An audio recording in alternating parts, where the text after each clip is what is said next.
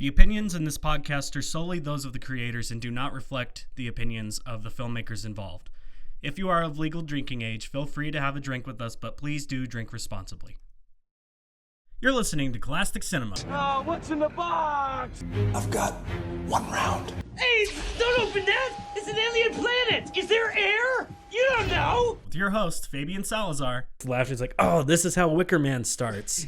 And Cole Butterfield. Also like the fact that he's performing at the Sobe Dome. Where we talk about movies, most of the time. That hat flip. Oh, that hat flip. I'm so glad we were around it. That hat flip was amazing. So come along for a ride and have fun. Interested in like how Omni-Man and Homelander are going to play differently. I'm pretty sure Homelander's going to be a bit more ranged, relying on heat vision as much as he does. My main concern is I don't think that Anthony Starr is going to be doing the voice of Homelander. Even though they got John Cena and J.K. Simmons for Peacemaker and Omni-Man respectively. Okay. Yeah. From what I saw, he said no, but I hope so. It'd be weird, but... Yeah. Well, they'll probably just hire a voice actor that can imitate him pretty well. Yeah. But... and they just hire Henry Cavill. God, what I really want them to do is do like an invincible alternative skin for Omni-Man. I think that'd be a lot of fun. That would be cool.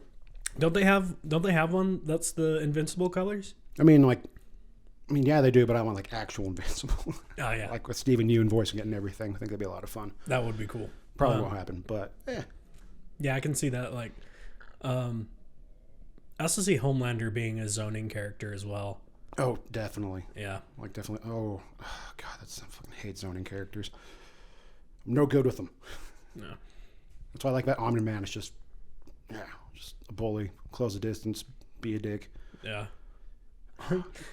Anyway, welcome to Cole-astic Cinema. Today, we are watching Ghost Rider, featuring our boy, Nick Cage. Get in the cage, Nick Cage! So this movie was made in 2007. So long ago. The director was Mark Steven Johnson, written by Mark Steven Johnson, and he basically just did the movie. It was awesome. Well, he also had some fun with Elektra and Daredevil. That's right, yeah. Prior to this, which explains a lot. God, the early 2000s comic book movies. God, man, we had the first two Spider-Men, and then maybe X1 and X2 were pretty good. Right. But just a lot of... And Blade. Okay, yeah, Blade. The first one was like 99, though. Yeah, Blade was 99. And then those three series, Spider-Man, not my original take, but Spider-Man, X-Men, and Blade all had a good start, an even better sequel, and then a shitty third movie. Yep, every single fucking one of them. I don't like even thinking about the third Spider-Man or even the third X-Men. Those don't exist. That's from Blade Trinity. I'm fine with Blade Trinity because there's a lot of good stories that came out from it, but and you get a little pre-taste of Ryan Reynolds Deadpool, which is nice, super fun, but just no. Spider-Man 3, I don't like to acknowledge, and then X3, that was just a fucking clusterfuck. Trading a problematic director for an even more problematic director. All right, Ghost Rider stars our boy Nick Cage, like we said, Ava Mendes, Sam Elliott, Wes Bentley, Peter Fonda, and a surprise cameo from Rebel Wilson.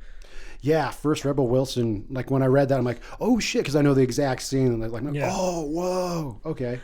It was filmed in Melbourne and other places in Australia. The movie was made for $110 million and grossed back $228 million. So you can see how they kind of got a sequel. Yeah, kind of got away with the sequel after that. A handful of years later. Yeah. So yeah, this is a fun movie. I remember watching this one on repeat as a kid. Oh yeah, and I was 16 when this came out. So perfect. Especially Nick Cage, Eva Mendes. Like what more do I need? You got Ghost Rider. You got Nicolas Cage. Being allowed to go full Nicolas Cage so many times. Where it's just so good. Oof. Oh, there were multiple attempts to get this movie made pre-2007. Like they were working on it. They had plans. At one point, Gail Ann Hurd, producer of Terminator, Aliens, She was on to produce, but had to back out for some reason. I don't know why. There's also another attempt from the Weinsteins, the Dimension films. Glad that one didn't go through. Oh, thank God. But that one would have had. Oh yeah, David S. Goyer. Okay, so yeah, especially that. God damn, that would have been This poor fucking movie. Yeah, Just trying to get made. would have been development hell. Oh, and they also had Johnny Depp up for the lead role at one point. Yeah, I saw Johnny Depp was up for the lead, which that would have been this would have been right around Pirates of the Caribbean. Yeah. Yeah. I think it would have been just after 2 or 3. 2 or 3. So yeah, probably. Then we could have definitely got Keith Richards, Johnny Depp which would make about just as much sense as Nicolas Cage's take on. I'm not entirely sure what his take is. He has a Southern accent kind of through it, I think, if I remember correctly. Honestly, I'm looking forward to being reminded of everything because a lot of it's seared in my brain, but I also feel like I forgot so much about it. Right. Remember a lot of the scenes, but not just moments from each scene. Yeah, like the first transformation where he's just screaming as his skull catches fire, which they did with some good effects. I think I know. I was reading that they took multiple X-rays of Nicolas Cage's head so they can monitor the actual skull after his skull. Oh, that's cool. Which is super cool. And I'm not entirely sure, but after Nick Cage signed on, he then kind of just insisted on having the effects be brought up. So I think it started off as around 35 million when they're going to make it, and then it jumped all the way up to 110 once you have those effects, and obviously Nick Cage. I'm glad they did because it actually it benefited a lot from having good special effects. And from what I recall, it's mostly just a fun time, not necessarily a super serious comic book movie, which is interesting because Ghost Rider, he's one of the darker supernatural characters, an anti-hero. It's got a lot of serious storylines, and this one mostly just seems kind of fun, from what I recall, semi-serious ish at parts. Yeah. You can say if they would have went in one clear direction, it probably would have fit a little bit better. Over one clear super silly or DC. Yeah. But I was when it's trying to take itself too seriously, it's a little bogged down, I think. It does pull you out a little bit when it goes too serious. Also because we're dealing with demonic hellfire demon characters, so there's only so serious you can go before you kind of definitely alienate yourself. And with the PG-13 rating, there's definitely certain people you're trying to appeal to, so you can only do so much, which but I just like Ghost Rider so much. He's just such a fun character, such a cool dark character. He's got a long career. The OG Ghost Rider that we know started off in 1972, so he's got a long history. There's been several people who've held the mantle itself. In fact, one when I was doing research I completely forgot about because she just had a brief stint as Ghost Rider during Fear itself, and then Secret Wars came in and pretty much just wiped all that out. But Ghost Rider's a really, really cool character, especially when he's been written well and done right. He's very dark, but not quite like Punisher Max levels where it's mostly just he's dealing with demons, which can get cool and dark with that stuff. I like it a lot. Yeah. What do you got? What do I got? Oh man, obviously I've got all the comic book trivia written down. Okay, before we dive into comic book trivia, then let's see what else do I have in my notes. Nicolas Cage dropped out at one point. Really? Yeah. It's weird to always hear that with projects that he drops out. It was attached to the previous iteration that director Stephen Norrington had been unsuccessfully working to amount for some years. Both became frustrated with the delays, and Norrington eventually walked away, and Cage walked away with him. Well, damn. Yeah. And then Mark Steven Johnson, I guess, helped bring him back on because he's you saw what I did with Ben Affleck and Daredevil. Let's go. Yeah. I think Cage was finally that it was just greenlit, we could actually get it done. I mean, I'm sure he read the script and was this isn't bad. All right, I'll do this. And he also did some work on the script I was reading as well. He definitely. That's good. Yeah, because he's a huge comic book fan. He has I think I saw in your notes briefly, and it was also in mine. He had a Ghost Rider tattoo that had to be covered up while playing Ghost Rider. Yeah, I did have that down. Yeah, so it's just all right, nice. He also lobbied hard for it, which is really cool. Which is, it does show minus the obvious flaws I'm going to be reminded of when watching this movie again, Cage's passion is never in question when it comes to this entire project, which is super, super cool. And definitely translates. And I think that's what makes, because that's what makes all Cage things fun, is when he's actually enjoying it and having a good time. You can kind of get past a crappy storyline and... Sorry, that's my stomach. It is spoken. I gotta hear that. I've read like rumors that Cage's Ghost Rider and like Blade and everything are going to be brought into the MCU at some point, but I don't know if that's how much of that is true.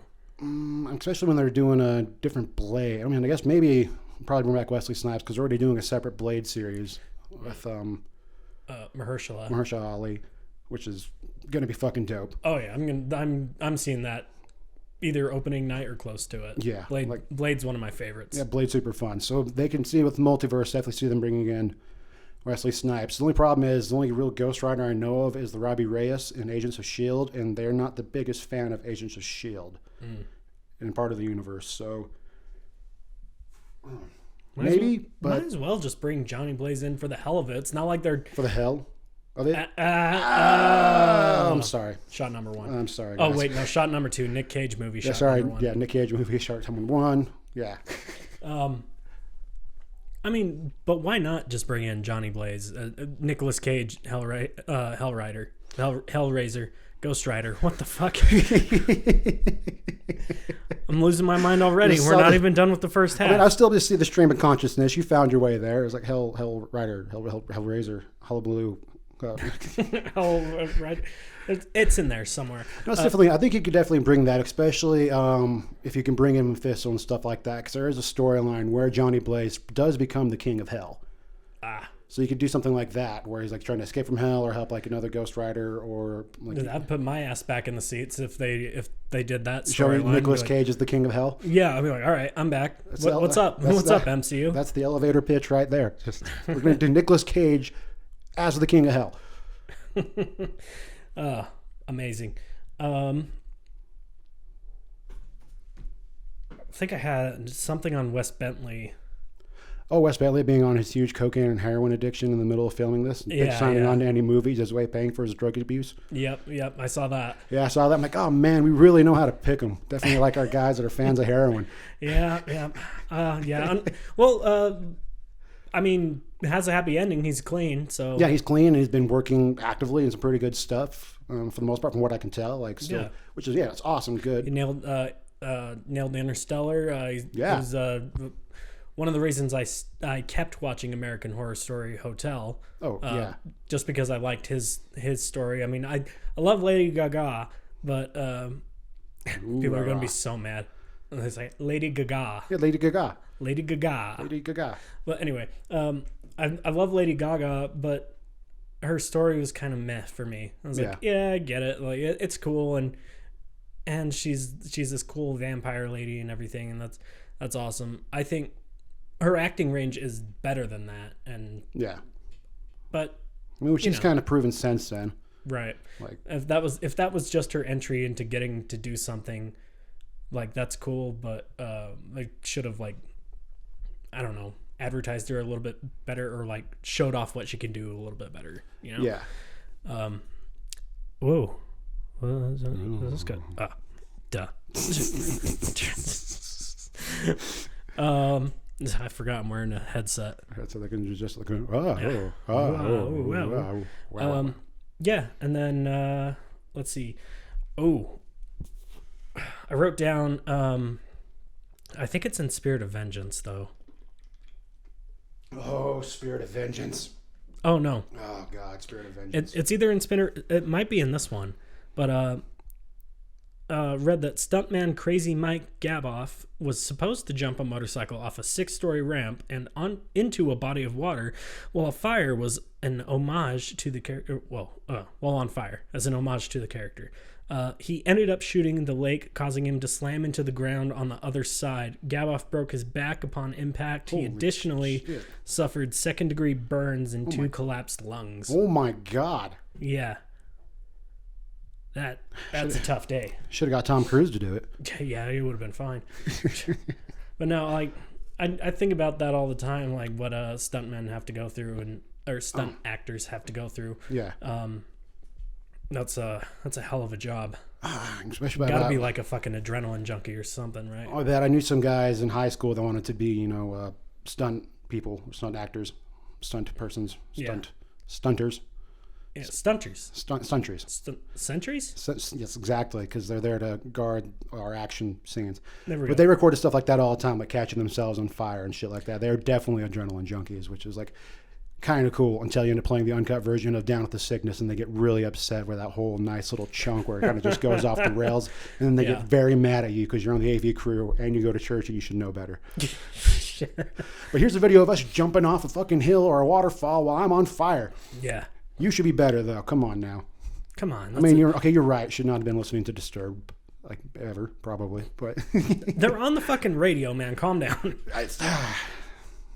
Just listening to them now, you're like, it was a different time. Yeah. It was a weird time for movies and music, the early 2000s. Like, it was really weird to be into anything entertainment-wise. I don't want to think in like 20 years, like, God, I miss the early 2000s. Well, it's 20 years later, so it's circling back. Like, my sister is a hairstylist, and she got somebody asked if they could do, like, the emo scene, MySpace fashion style. Oh, my God.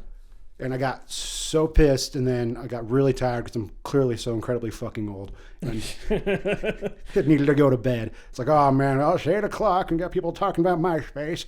Yeah, these kids are on MySpace. They don't know what it's like. The drama behind losing a top 5 spot because you said something at school. It was just nerve-wracking. It was. Guys, can you imagine going to school without a cell phone? Yeah. Whoa. Mind fucking blown. Or if you do have a cell phone, it's a dinky little flip phone with T9 Word, and you learn how to get really good at it with your left hand while taking underneath the desk. Oh, you know it. Oh, yeah. That's why I still got those strong thumbs. I can still kind of do it, actually. Like, it's weirdly and stupidly burnt in my memory. Okay, I think we can get into the nitty-gritty stuff now. All right, the comic book shit. Yeah, we're about halfway through. I think that's a good time. Hell yeah. All right, let's do it. Let's get into some comic book lore. All right. So, comic book lore. The original Ghost Rider actually started off in 1967 as a cowboy in the Old West who wore all white that was painted with phosphorus so he would glow. Pretty sure that would have no adverse side effects. No. But he's pretty much just like a normal man who, it's also like 1967's comics and it's set in the Old West, so it gets a little problematic at times. But then about 6 years later, in 1972, we get Johnny Blaze as the Ghost Rider. And so because he's so popular, they actually changed the name of the other Ghost Rider to the Phantom Rider. And he's actually who Sam Elliott's character is based on. He's got the same name and everything. Carter Slade. It's like pretty much the same name, but he goes by the Caretaker. Nice. So it's a nice little homage to him. You're like talking about how he used to be a Ghost Rider and riding around, which is super cool. But yeah, the cool thing about this one, not necessarily cool, but it's something I've kind of noticed with like mid to late 80s and 90s book succession comic book characters. So Johnny Blaze was the first, then he was followed by Danny Ketch. Danny Ketch came out in 1990, and he's pretty much the Ghost Rider everyone knows and loves. The leather jacket with the studs coming out, wielding the chain, the very 90s. That was originally Danny Ketch. Okay. Johnny Blaze was didn't really have a chain, was much more into punching, and he had like a weird, almost circus performer one, like that leotard onesie. Yeah, with like weirdly high collars that were super high and sharp. Yeah, so like the one we all know and love, and the one that we're going to see in this movie is technically Danny Ketch, who does show up in theaters and I do not care for that. Yeah, he's like the main child, like the cult or some shit is trying to get. It's like I think I've tried watching it multiple times, and I usually just get too pissed and I have to go do something else because I fell asleep watching it the one time I watched it. That's pretty much who this Ghost Rider is based on. Probably the main one that Nicolas Cage really, really likes because he makes it based on that one is actually Danny Ketch. But they brought back Johnny Blaze as the original. This was right around the time that Barry Allen was making a return in DC Comics. And the reason I mention that is because the main Flash everybody knows and likes a lot is technically Wally West. Like if you watch the Justice League animated series, it's Wally West, not Barry Allen. But because he was making a comeback, they kind of based it loosely on this, I believe, to bring back Johnny Blaze, the original, because people knew about Johnny Blaze, because let's be honest, that's a much cooler name. And makes sense for a fucking Ghost Rider. Yeah. But this is also coming post-90s, that kind of high-octane action scene, especially like fucking Marvel Comics are just from like, very much 90s. So I could see definitely why they brought it back, and I'm glad they do because born around the same time that he came out. Really, really liked that Ghost Rider aesthetic. It still holds up to this day, 30 plus years later.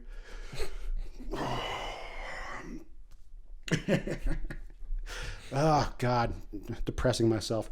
But the only other real comic book thing I want to talk about was Mephistopheles, Peter Fonda in this, who is pretty much playing Mephisto, who's such a really, really cool character. He's been around since '67, introduced in Silver Surfer #3 as an antagonist to Silver Surfer. Like, it took years before they eventually connected that the devil or Satan that Johnny Blaze made the deal with, and who Danny Ketch ended up having that his origin is insane. But pretty much was Mephisto retroactively. That's retcon. That's what they do in comic books. But the interesting thing is, like, he goes by Satan or Beelzebub and things like that. But the Judeo-Christian God is not a thing in Marvel Comics. Like, they got a variety of gods and goddesses and shit like that. Whereas in DC Comics, there is legit a god and a devil, and like it's very Christian in that aspect. In fact, you got the Spectre, who's the right hand of judgment of God, and then you've got like the Phantom Stranger, who's actually Judas Iscariot, cursed to just wander the world trying to help out after betraying Jesus. So him being called Satan is mostly just oh yeah, and they have Constantine. Yeah, Constantine, pretty cut and dry Judeo-Christian. Yeah. And they got Lucifer Morningstar, literally Lucifer Morningstar. I love how we brought him up earlier. Shout out to Peter Fonda. May you rest in peace. R.I.P. I think it's funny. They're like, all right, we got this movie with Nick Cage and it's got motorcycles and stuff in it. Who should we get to play the devil? Peter Fonda. That's exactly what Nicolas Cage said. He's like, I want Peter Fonda. Give me the easy rider. Yeah. Fucking love it.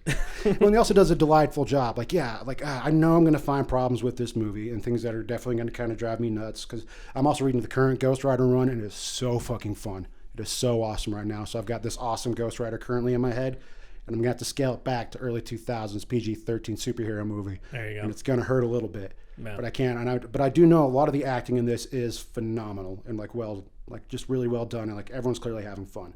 Especially, it's good. Like Peter Fonda does, from what I recall, an awesome job of being just this conniving, like pretty much being the devil, pretty much. Yeah. Especially at first, it's all Faustian bargain. He has to sign the contract actually in blood. Now that you're saying it, I can kind of see just coming through Wes Bentley, just speedballing the entire movie. He was like, I am Legion, for we are many. But guys, I need to get back to my trailer. So you got him speedballing. You got Nicolas Cage as Nicolas Cage.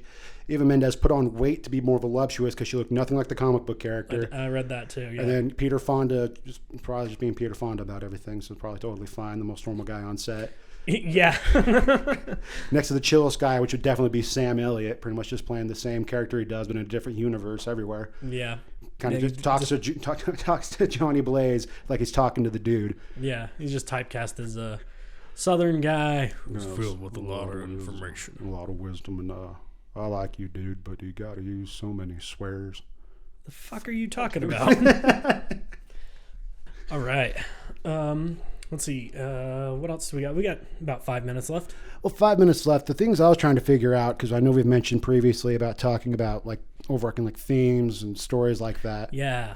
And I was trying to think about it for a comic book movie, especially in the 2000s, is kind of hard because they're not really like, they don't feel like they're trying to say a lot, even though they kind of can.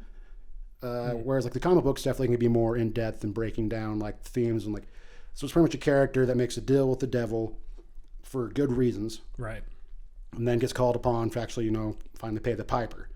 So, what is the overarching theme? Mine was mostly just kind of working around being an anti-hero. Ignoble actions for noble purposes, justifications for the things you do if it's for something ultimately right, and then also bringing on penance because it's also a spirit of vengeance. So, trying to think about, which I don't really think they're going to touch on in this movie. But those are deeper and fun, like kind of fun themes to think about, especially when it comes to vengeance, because typically it's portrayed as something that you'll never feel satisfied even once you get it. Because then it's like you've just been focused on one thing, you finally get it, then now what? Don't really capitalize on that because pretty sure Mephisto stays alive. But yeah, like I don't know. Yeah, between the vengeance and the anti-hero stuff, you can really explore those. They don't. No. But yeah, no, that's kind of what I thought of overarching themes, especially with the character of Ghost Rider, somebody who like making deals, trying to do the right thing, but also has their own demons. So trying to work around and do the right thing with your own demons, if that's even possible, and if you can somehow either justify your actions or kind of just sweep them under the rug because you meant to do something good. And I don't know how I feel about any of that. Yeah. Do you think? Well, I mean, less so the first one. The first one kind of feels like it slots pretty well into PG-13. Like it was written to be PG-13. Yeah. But Spirit of Vengeance, I feel like would have benefited a lot more from having an R rating. Oh, it was teetering on a R rating the entire time. Yeah, it should have been, and it was also done by the guys that did Crank. I think. Yeah. They explains a lot of the action fucking scenes and everything. Like, yeah, that's very, they should have just gone full R and like let's just fucking do this, man. I mean, that'd be the best way to do it. You're talking with like literal demons and hell and angels and stuff. Like, the Bible ain't PG-13. Speaking of demons and hell, do you see they're doing a Constantine 2 with Keanu? Yeah. I actually really want to see that. I like the first one a lot. It was a lot of fun. It sucks that it's taken so long. Yeah. But, oh man, even then Constantine's also another fun character. A guy who's pretty much just a colossal asshole, but still kind of does the right thing. Kind of. Yeah. He's definitely one of the most selfish anti-heroes, which I really, really like, because you can always trust Constantine to be Constantine, and you can always trust the Ghost Rider to go after those that have, wronged the innocent. Mm-hmm.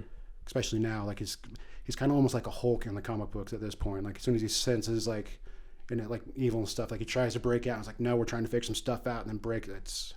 The current comic book run's a lot of fun. All right, I'll have to check that out.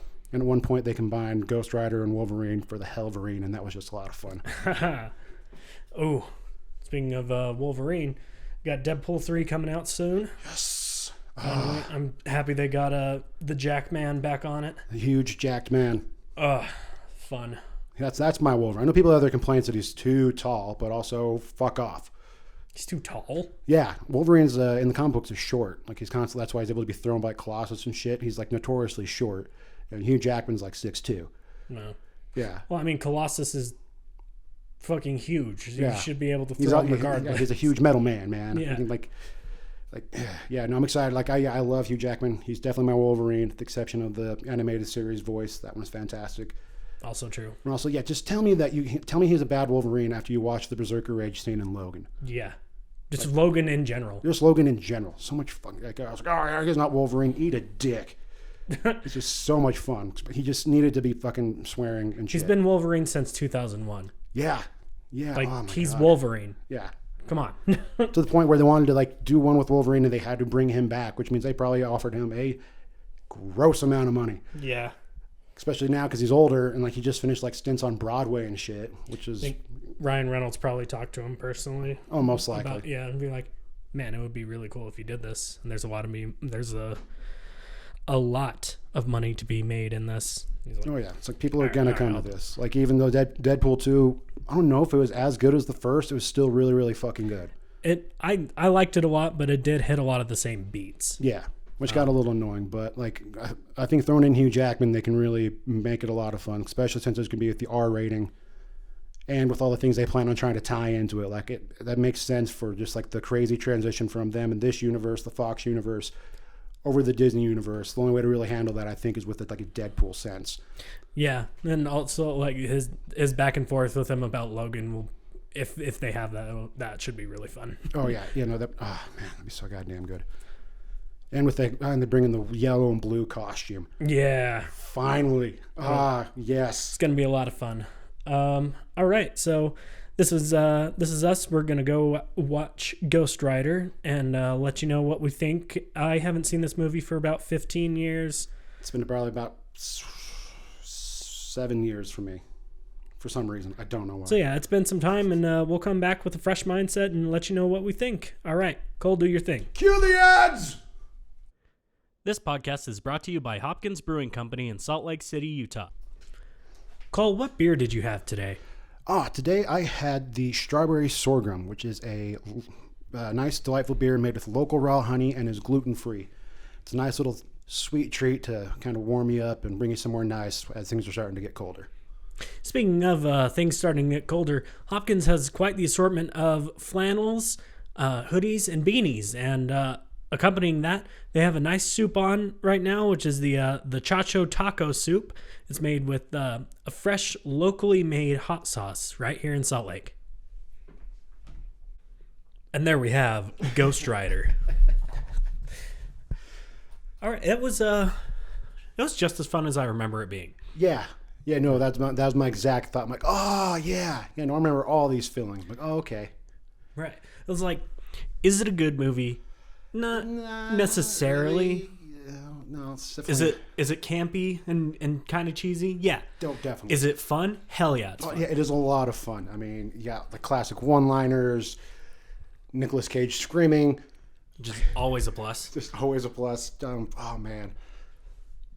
Mostly just the one-liner. I forgot about all the one-liners. Just every time he goes against somebody. Yeah. Hey, dirtbag. Hey, dirtbag. You're pissing me off. Surprise. Nice and campy. Love it. Yeah. Love it. So I had a couple notes, but before we dive into the notes, a couple months ago, I found my PSP, and I was like, oh, cool. One game I had never finished because I couldn't figure it out. I don't know. I got it when I was young, like when it very first came out. But I got the Ghost Rider PSP game. Oh yeah. And there was a level where you have to, get your combo all the way up to Vengeance and then keep it there to drop the enemy shields and shit. But I could never do it as a kid, so I set it down and never picked it up. But a couple weeks ago, I picked it up and was like, you know what? I need closure on this. And I played through it, and I was like, this is actually not bad for a like a hack and slash beat 'em up game. This is actually pretty fun. Oh damn. Okay. Well, hell yeah. Well, that's good to know, especially early hack and slash games where it's. Oh damn. So did you have the closure? Did you get the closure? I did. I got the closure. Not as much as I really felt like I was happy I beat it, but I was like, all right, cool. Well, I guess that's over with now. Kind of like with this movie. Yeah. What was the? I had something else in there, but I can't remember it right now. So let's dive into some notes. Yeah, first off, the first thing that I noticed that I had forgotten was such a staple of those early 2000 movies was the animated opening sequence, where it's pretty much just like him driving down like the little hell track and everything and just flashing the freaking credits and the opening title stuff. Yeah. That was very early 2000s. Yeah, forgot about that. Forgot that was a thing for a while. Like, it reminded me of like Spider-Man being done like a whole bunch of web splashes and backdrops, or just forgot that was a thing. And it was kind of nostalgic to see it again. And kind of like, it kind of got me in the chesticles a little bit. Like, oh, it's so crazy, like the jump that it took, like, because this movie only came out 2 years before the first Iron Man. Yeah. So that leap just to what would become the greatest comic book movie franchise ever. Yeah.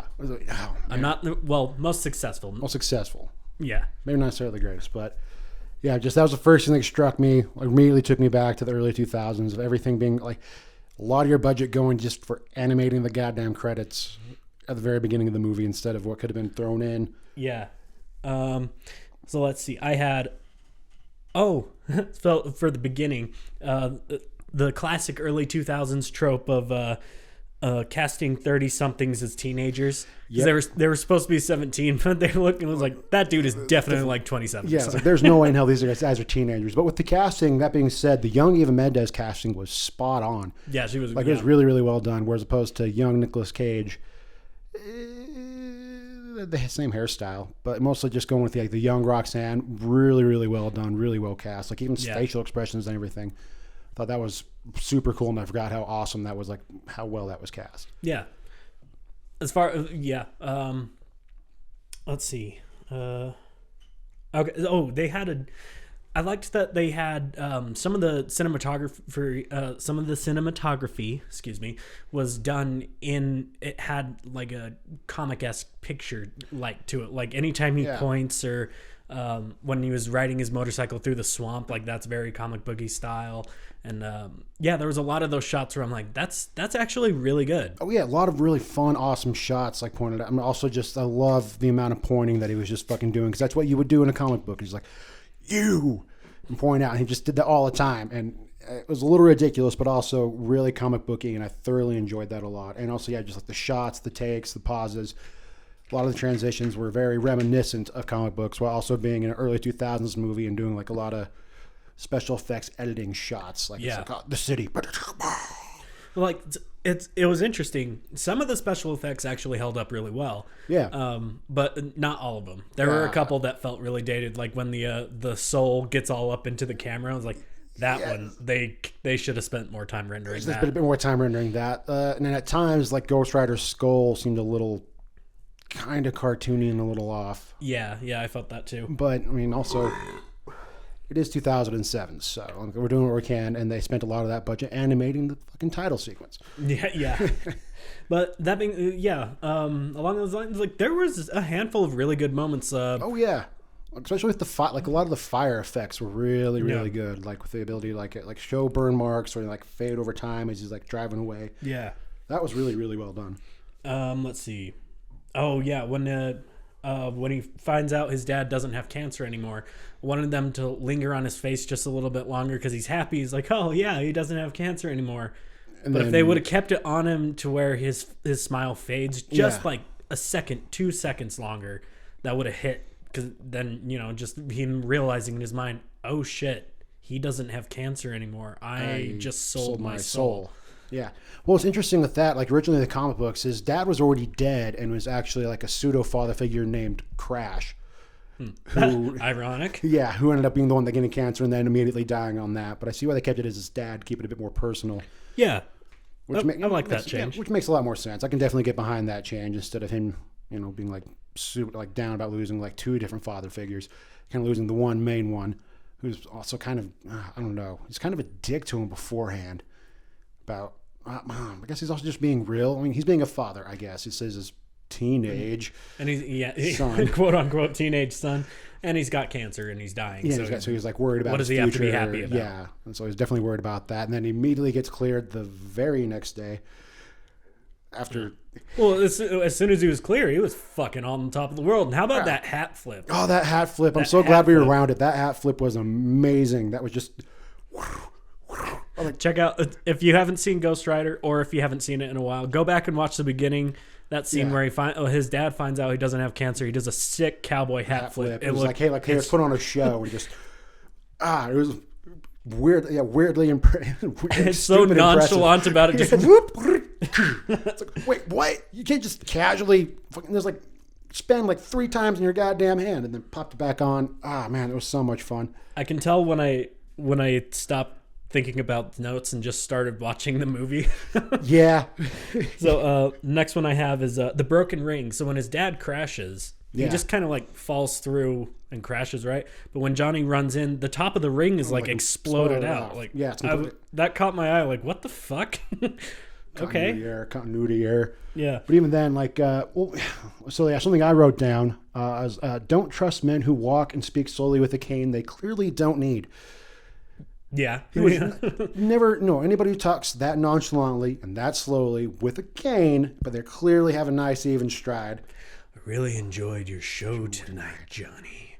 Yeah, get out of here. Goodbye. Yeah, no, I don't. Sorry, I don't want any. Yeah, appreciate it. Thanks, man. I'm a teenager. I can cure your father. You get bye. Okay, yeah. You can cure my father. I don't want to know how you know that. Why do you know?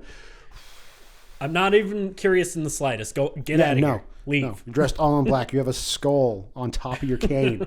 You've got rings. Your hair slicked back, and you're just Peter Fonda. You look a lot like Peter Fonda. Honestly, you know what? Now that I think about it, yeah, come on in. Yeah. Oh, I forgot. I actually do love Peter Fonda. All right, like I might hear you out. Okay, let's hear about it. Tell me about Easy Rider. Okay, so the crossroads. He's at the crossroads, the literal crossroads during the crossroad moment. That was pretty good. My nose kind of hurt with how on it was. Yeah, that made me laugh. I never would have, like, as a kid watching this movie, I never put two and two together. Yeah, no. But yeah, him just crashing at the literal crossroads. Talking to about it, it's like you're clearly about to make some big changes here at a literal crossroads of your life, and it's just perfect. A lot of like on the nose, fairly obvious stuff like that. Like Son of Benghazi, or I'm pretty sure I'm saying that wrong, but that pretty much means like Saint Vengeance. in like Spanish and all that. So pretty much the whole place they're trying to go to is the Saint of Vengeance, where all those souls are. So it's a lot of on that nose, early 2000s stuff that reminded me of like a lot of my early writings as a kid. It's like, oh yeah, no, I get the influences now. It's like, you see what I did there? I know things. Oh, the next one I have on here is Kissing Without Consent. He just plants one on Roxanne. Yeah, just grabs her. Just. I don't think that's okay. Yeah, but that's not the vibe I was getting. Whew. But also that's like early 2000s to where, I mean, I don't want to excuse that because there's no excuse for that. Just get consent. Don't be a fucking creep. We've said it before and we'll say it again. Get consent. Get consent. Consent is super cool. Doesn't matter how famous you are, how drunk you are. Just get fucking consent. All right. When he's in the police station and he's talking to the policeman, he's like, after I'm done being a stuntman, I was planning on sending my application in to be a police motorcycle police unit or whatever he said. And we just laughed. He's like, oh, this is how Wicker Man starts. I mean, also, I also completely forgot this was set in Texas. Yeah, which I completely forgot, which also explains the accent, because I was entirely baffled by the accent, because he's the only one with an accent, save for I mean, not consistently, but at not least consistently. he kind of tries. Every now and Roxanne then. tries, or Eva Mendes tries a little bit. Yeah, like a little bit of a lilt, but nothing crazy. Yeah, no, nobody's going like full either northern or southern Texas accent. Right. They all actually kind of just talk like they're from some other fucking city, but I did enjoy that. Prequel to fucking. We got to throw that one on the list. Oh, definitely. I'm definitely down to see that. Are you kidding me? I can't believe we didn't think about that one the other day. Oh man. And as always, if you have movie recommendations for us, throw them in the comments. Let's see. There's a part where Roxanne says, Jesus Christ, and Wes Bentley's like, not even close. They ripped that off from Hellraiser. I know that now. Yeah, there's a part where Pinhead eats, physically eats a woman, absorbs her soul, and the club head owner's like, Jesus Christ, and Pinhead's not quite. See, beautiful.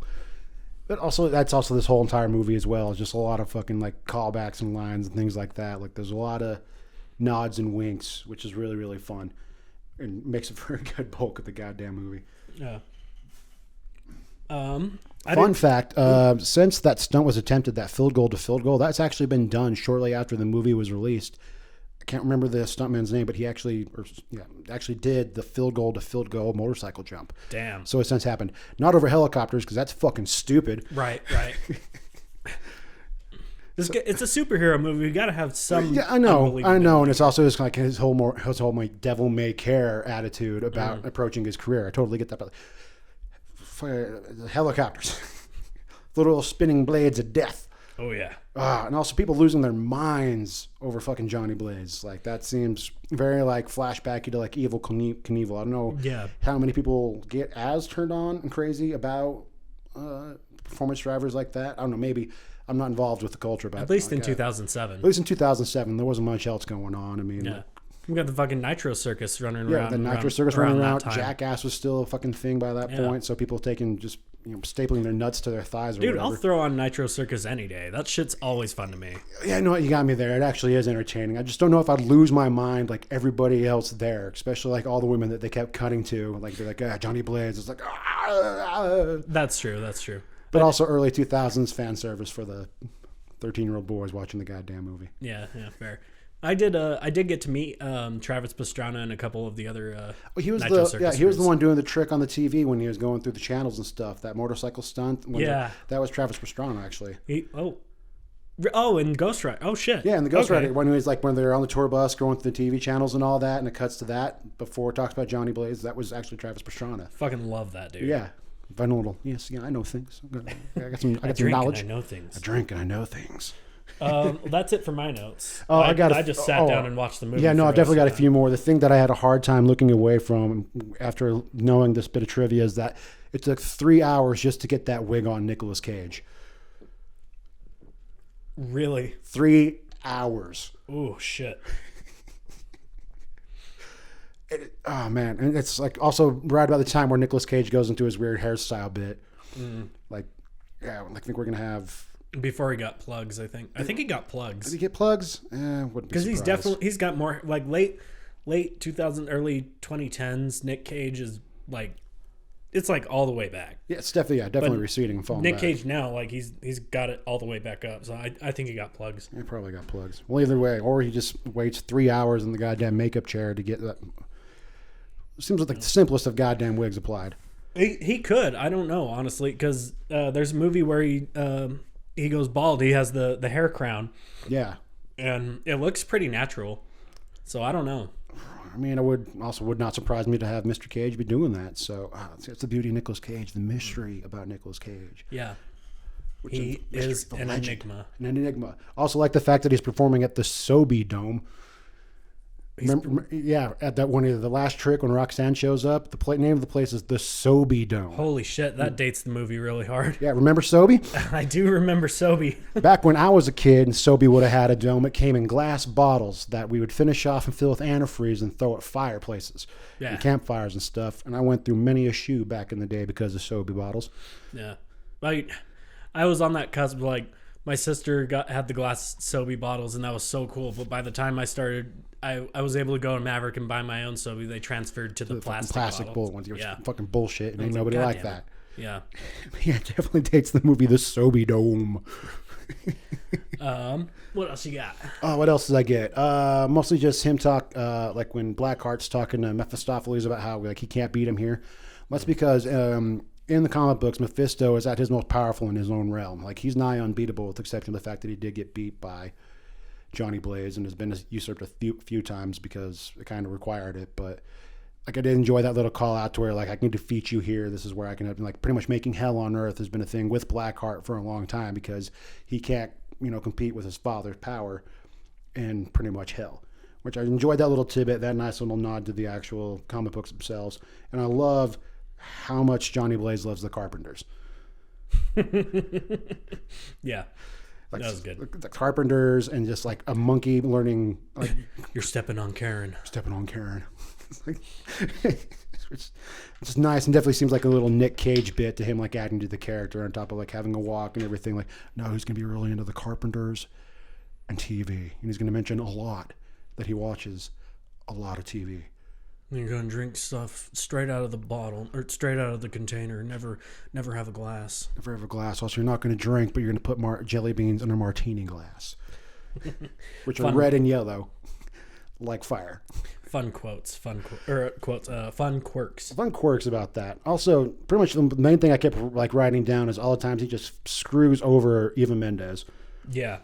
like not realizing that it's fucking Eva Mendes the entire time. Just like I'm like he doesn't text her like saying like I'm running late or anything. Yeah, like, he's got to have like at that point, flip phones and shit. Yeah, like you were able to send text, and also this is like pretty much like one of the loves of your life that you had to abandon when you were teenagers because because your dad died after beating cancer because you sold your soul to the devil. You can kind of see why you'd leave, maybe a little bit, kind of, but also he was ready to just fucking leave with her and take off. Yeah, it's pretty shitty. But also he had sold his soul to the devil and was aware they had sold his soul to the devil. So I guess leaving her behind is not necessarily the worst idea, but just to do it repeatedly and just after all this time to have her. I mean, that's also early 2000s, like probably not passing the Bechdel test. She's just super into him, just there for him. Yeah, enough to where when they meet up, she wants to go have dinner with him, and then he blows her off again, and then she keeps coming back and coming back and everything. Whereas in like today's society, it'd be like, yeah, that's you're sending me some red flags here, buddy. I think I'm just done talking to you. Yeah.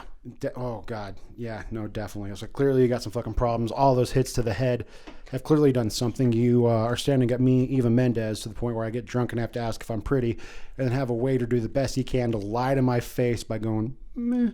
Yeah. God. like I'm not looking like Eva goddamn Mendes the entire fucking time. Oh man. Did you notice that the fire would change to blue whenever she was around? Yeah. The cooler temperature. Cool temperature. Actually, no. We'll scientifically, bluer flames are hotter. Yeah. But it's blue. Yeah, blue versus red, more angelic. In the comic books, at one point, Danny Ketch does end up getting inhabited by a spirit of vengeance from like the side of the angels, and pretty much kind of becoming a bad guy because the angels kind of want to like take over. Because angels are dicks. Like, yeah, angels are. they're dicks. often portrayed as like nice. You know, angels fucking suck. Demons suck. Angels suck. God All of it sucks. sucks. Lucifer sucks. They all fucking suck. That's the moral of the story is that they all like pretty much you're an asshole now. You'll be an asshole later. Welcome to Christianity. Yeah. And that has been that is Christianity in a nutshell. In a nutshell. And, you know, this is Christianity in a nutshell. How did I get in this nutshell? Yeah. All right, we're throwing Austin Powers references in here. I mean, I do what I can. You got to throw in some Austin Powers every now and then. Doesn't he turn blue in the second one?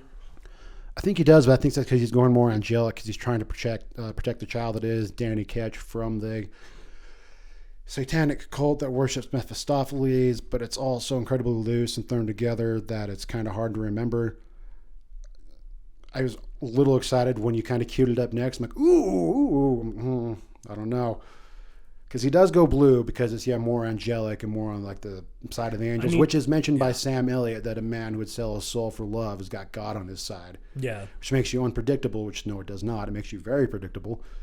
You're going to do what you can to fucking save the love of your life because clearly you already sold your soul, so you're not quite unpredictable. Right. Which, I don't know. Yeah, like the ending is a little lackluster, relying too heavily on the penance stare. Like penance stares, like the first time he uses it is like on a common thug. Yeah.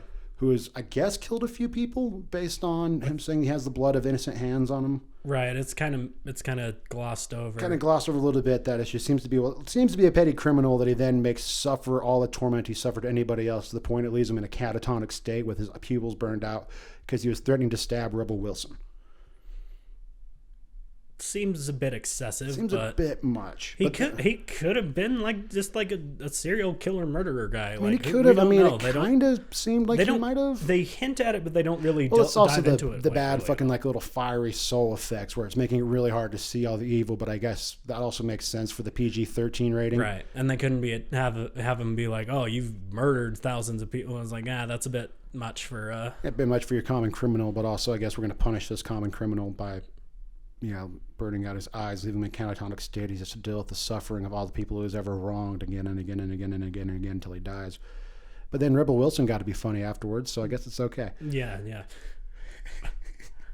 It feels like, that was another thing I wanted to talk about. The penance there, it feels like they just kind of came up with just like a thug who's like, all right, how do we show off that he can do this? And they're like, all right, we'll have him do it on like some petty criminal or whatever.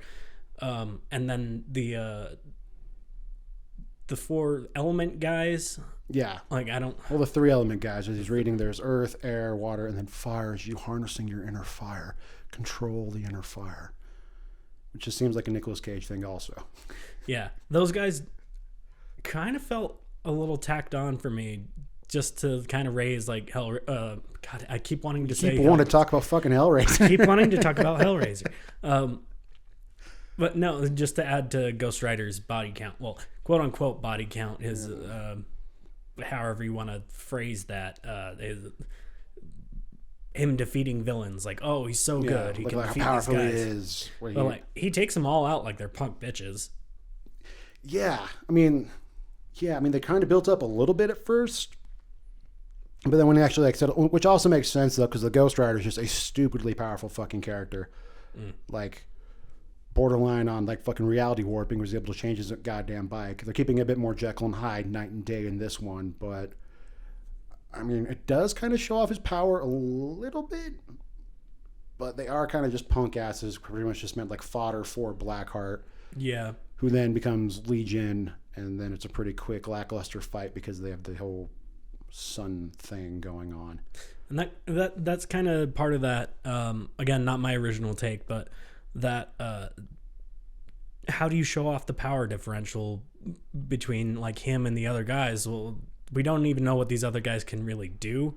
Yeah, like we kind of know they embody the elements, but then they don't seem to do anything elemental except for one looks always wet. Yeah, and then Ghost Rider just takes him out and is like, is that So was Ghost Rider really powerful, or are they just fucking punk bitches? Well, also especially with the water guy, it seems like because he was the one left for last, like he'd be the biggest threat, even though hellfire can't be put out with water.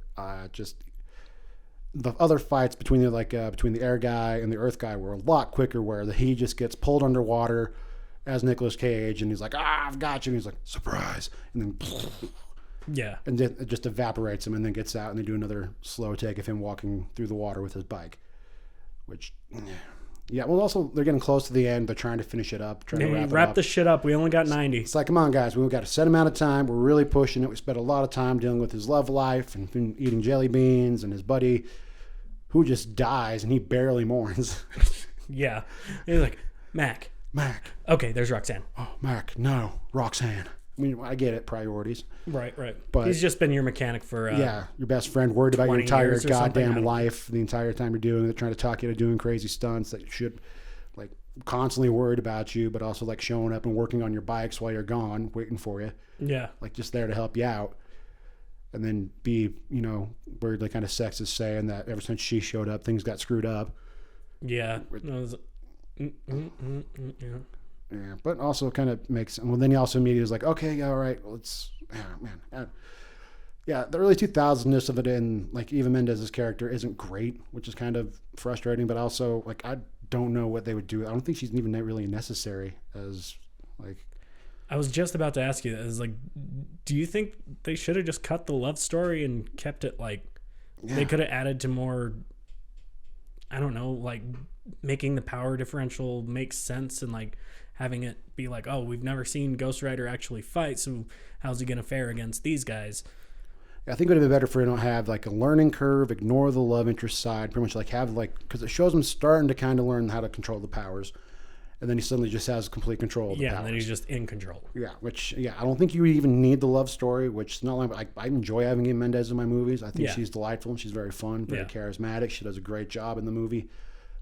But the character is really not necessary, which is kind of just unfortunate. And they kind of have to tack it on with the usual, the girl's in trouble, damsel in distress, gotta save the princess, which is really annoying because you could have expounded a lot more on the story on the lore itself if you just kind of just cut out that, like, what equates to like 45 minutes of the whole film, like him talking about that, only to leave her in the end. Yeah. So why do we care? He leaves her in the end anyway to go be Ghost Rider. Spoilers. Yeah. So why do we care? Yeah. Like, I don't know. But even that, I mean, you guess you could have made her a bit more of a stronger character, but even then, I'm not entirely sure how she'd help, because when it comes to, we're talking about dealing with, like, angels and demons and all kinds of crazy shit. I mean, she did come back to help him and shoots Legion with the shotgun. So yeah, she's she got did do that. She did do that. Shot Legion with the shotgun and then wasted all the ammo. Which that gun, I mean, for a lever action, seemed to have a fair amount of fucking shots without being actually reloaded. Yeah, I'm thinking about it now. I should have been counting the shells. Yeah, it's a fair amount. It's like, I think at least, I want to say like 10. Something like that. Yeah, it's got a lot of shots. And there's also an older shotgun that he gets from, Carter Slade, from the old original Ghost Rider, who had just enough energy in him to race him across the desert and then fuck off and disappear. Yeah, he's like, all right, see ya. It's just such a lackluster ending. Like, that's something else. Like, if you ignored the love story, you could have had Sam Elliott do a bit more and kind of try to find redemption as a character because he comments on the fact that, Johnny Blaze did it for love, where he did it for greed. Like, he got greedy as a Texas Ranger and, like, wanted more power and became greedy. So that could have been a redeeming thing where, like, he takes his last chance to be the Ghost Rider, to fight Blackheart and his minions, and then ends up getting taken out. Or something like that, like maybe dying in Nicolas Cage arms, usual mentor dying in his things. Like, there's only. So you can still have your cliches. You can still have your cliches. You can definitely pick them, and then you can have that, and then that can do the redemption arc, because that's something that's talked about a lot in the entire movie is second chances. Right, and like he. No, you said it. Right. Yeah, it's all about second chances. That's the most common thing. That's the common theme that after trying to guess it is like, second chances, doing better after making a mistake or something like that. Like, just, that redemption, which is, it's like, said a lot, but it's definitely underplayed. Yeah, and his redemption's supposed to be just helping Nicolas Cage be a good Ghost Rider. Yeah, kind of figure out the fact that he is Ghost Rider and then race him. And then that's it. That's Redemption. That's my redemption. That was my damn shark. Did what I can. You got the side of the angels on you. Either way, I still like this movie. Well, I still it's thoroughly fun. enjoyed it, but it did leave me like wondering and thinking a lot about second chances and stuff like that. I don't think it actually meant to do that. I mean, think about it. Like, I guess with like earlier comic book movies, they typically had a message. I'm not really thinking about Blade. Well, maybe I am thinking about Blade. Like maybe the first two have an underlying theme. Like the first one is a little bit more power hungry, evil. I guess the first one goes hand in hand with Ghost Rider a little bit. Kind of, yeah. Thinking about like the style and not the style, just the story. But Whereas like when Spider-Man 1 with Tobey Maguire, you had with great power must come great responsibility, and then kind of learning about that and then putting everything else on the sideline for that is a way of second chances and redemption. But then you have Spider-Man 2 where he's like, this actually kind of sucks. I'm like really lonely and not making rent. I don't even fucking want to be Spider-Man anymore. I don't even want to be Spider-Man anymore. Yeah. It was like the early 2003 Hulk movie. 2005. 2005. I was gonna say 2005, and then I was like, no, it has to be older than that. But Yeah, no, 2005. It's that one. what is the message in that movie? Fathers are assholes and will You put know- their sins on their sons. Yeah, that's kind of what I was thinking, like sins of the father or something. Nick Nolte's voice is insane. If Nick Nolte's your dad, run. Yeah. But then he becomes Absorbing Man, which kind of sucks. Absorbing Man is such a really cool fucking character and arguably one of the strongest characters in the MCU because he can absorb any metal. At one point in time, he absorbed the metal of Thor's hammer and embodied Uru metal, which is, he's a super cool character. They elevated him a while ago. Now he's kind of just back to the wayside. And then they had him played by Nick Nolte, and the biggest fight scene was Hulk versus Hulk out dogs. Yeah, that movie. That's so weird. It's like, I got this movie about the Incredible Hulk. All right, so what's it going to be like? It's going to be a think piece. Huh? It's good. I deal with a lot with like the sins of the father, the past weighing on you trying to be better than all that. Also, animal abuse. Do we know about Michael Vick yet? Not yet. Not yet. Not yet. For those of you keeping track at Let's home. keep track at home. We don't know about Michael Vick yet, but soon. Soon. Soon. He's still revered at this point. Somehow. Okay.